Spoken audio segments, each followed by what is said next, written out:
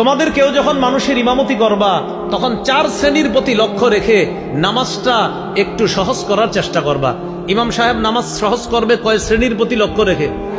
আরো জোরে বলেন।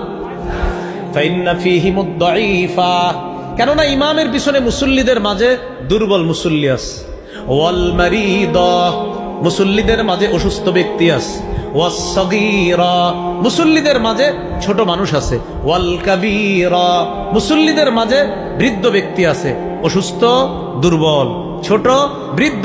এই 4 শ্রেণীর প্রতি লক্ষ্য রেখে নবী বলেন, ও ইমাম সাহেব তুমি নামাজ একটু সহজ করো এই 4 শ্রেণীর প্রতি লক্ষ্য রেখে। বলেন 4 শ্রেণীর মধ্যে শিশুর কথা আসেনি? তাহলে শিশুকে কি মসজিদ থেকে তাড়িয়ে দেওয়া না ধরে রাখা? হ্যাঁ, কখনো দুষ্টামি করলে ওরে আপনি ডাইরেক্ট কিছু না বলে ওর বাবারে বলবেন, কারণ শিশুরে আপনি বললে ওর লাগে, ওর বাবা বললে অতটা মাইন্ড করবে না, আপনি বললে যতটা মাইন্ড করবে। এজন্য আপনি ওরে না বললে হয়তো ইমাম সাহেবরে জানান, না হয় ওর বাবা ওর দাদারে জানান, দেখবেন ইনশাল্লাহ ঠিক হয়ে যাবে।